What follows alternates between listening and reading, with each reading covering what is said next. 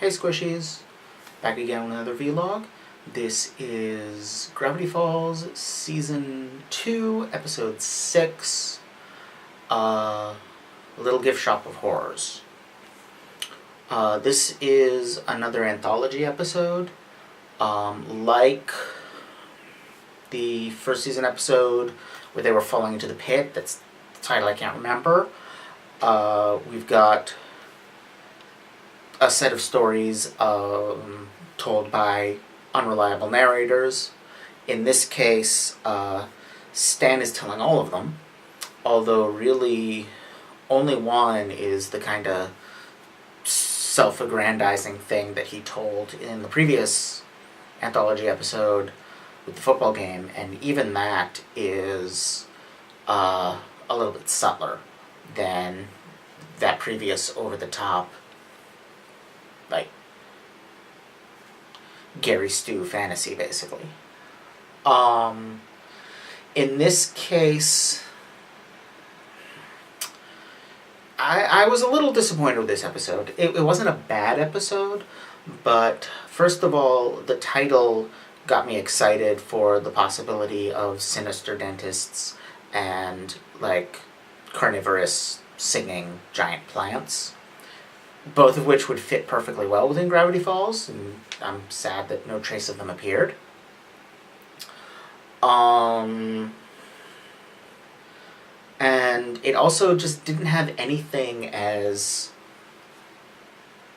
out there as the previous episode that did this. That one, you know, using the way they got themselves out of the pit, using the story, was very clever and, you know, metafictional, and, you know, used the medium in interesting ways.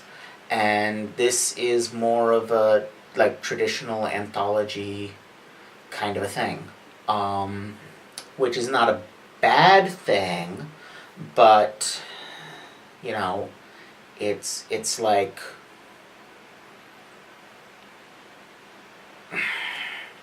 some example I can't think of right now where, like, you set the bar too high out of the gate, and then when you do something that's merely good, it is disappointing, not because it was bad, but because it was merely good. A good example, way back when the Xenosaga series was coming out, I participated very heavily in a couple of Xenosaga related web forums, which web forums existed. That's an idea of how dated this story is. And Xenosaga 2 was met with a lot of disappointment. And sitting there, I was like, well, it honestly does a lot of things really well, but there's a few things it does significantly less well than the first Xenosaga, which was amazing. And we did not yet have the third game, which blew the first two out of the water. And I don't remember if it was me that said this, or I read someone else saying this, but someone said, you know, Xenosaga Episode 1 was crack covered in chocolate and wrapped in gold foil.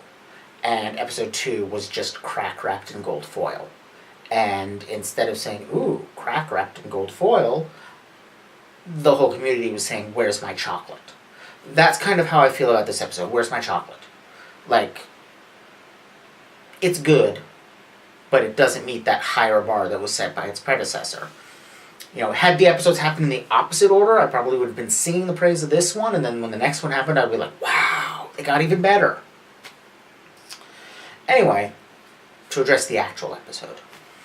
One thing that I did find interesting was the way it, like, implicated the viewer into it, you know, the use of the second-person perspective to, you know, put the viewer in the position of the mark, and later to have us be imprisoned. I'm wondering if there's some horror anthology type movie that uses something like that. I know second person is not, or I keep calling it second person, it's first person. I don't even know what second person would be in a movie. No, actually, no, it is second. It is a second person perspective, because first person would be us seeing, like, the camera being positioned such that we're seeing through Stan's eyes and hearing his voice and looking at the mark. This is second person. We're the you. We're the person he's talking to. You know, and so that was an interesting choice. I enjoyed that. The other thing I found interesting was that, like, the first story, obviously Stan is telling a story trying to get someone to buy a thing. We know from every episode of the series before this that means he's lying about something, because that's how he operates. And then he comes in with this story where he is the object of desire for an undesirable woman, the witch. He takes the lead, along with Mabel, in, helping her. Rejects her in the end. And then afterwards we see, like, there's still a hand there is a hand walking around on its own. So that element, at least, of the story was something. Now, it's possible he just found that hand and made up a story. It's also possible that, like, his, the things in there that were slightly not how Stan's character is normally portrayed, like someone finding him attractive other than the woman at the diner, that's suspect. It's a lot subtler than the obvious, like, Stan is making this up, elements to make himself sound good, elements of from the previous anthology episode, whose title I still don't know. But it's still questionable. As is his choosing to help someone that had just harmed him with no gain for him out of it. And that, in turn, leads to the question, like, is he doing the same thing in the other two stories? Like, he barely appears in the story with Waddles. And he never listens to the kids. So, something that happened with Waddles that he was very barely involved in, like, that story has to either be completely made up, which is possible because we know Waddles has a completely separate origin, or there's something else that he's expressing through it, and I can't really say what. I don't know what that would be, but just something about it gave me this feeling that there's some resonance there that I'm missing. Something that, like,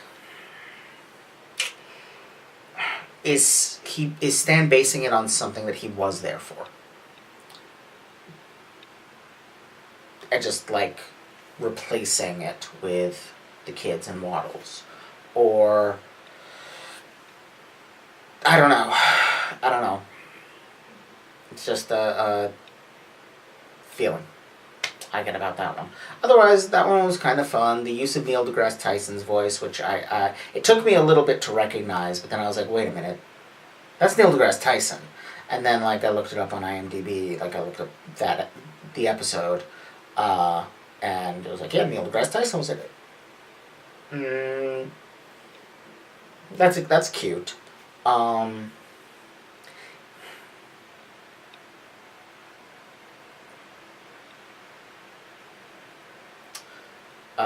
But kind of gimmicky. That kind of celebrity voice always, like, leaves me a little Except when they're playing themselves as, like, parodies of themselves. That's always fun. Adam West's appearance on The Simpsons being, like, the pinnacle of that. No, I take that back. Lucy Lawless's appearance on The Simpsons is the pinnacle of that. Because Xena can't fly.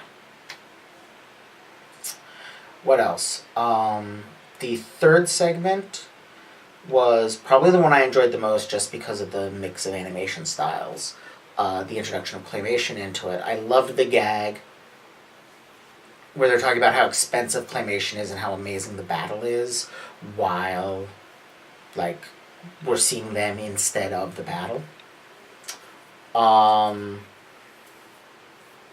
As well as the idea that, like, obviously nobody would ever do stop motion animation for real. It has to be black magic.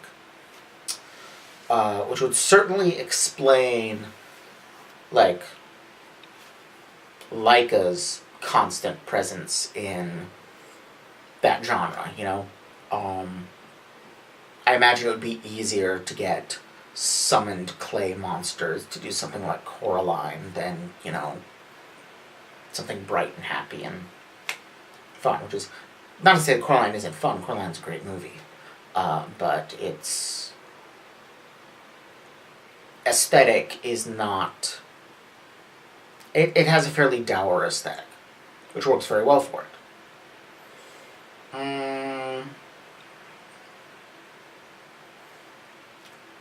Something about the monsters felt really familiar to me. Like, there were references to something, or I've seen them in something else. Like, were they reusing models from some claymation production? I don't know. But I loved Mabel's, like,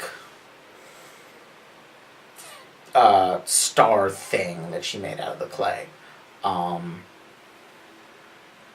of made me want to do something with clay. Like, not stop motion, because, God, no. The levels of effort involved are, as they point out in this episode, ridiculous. And I mean, I'm too lazy to put any kind of decoration on this wall that I do my vlogs against.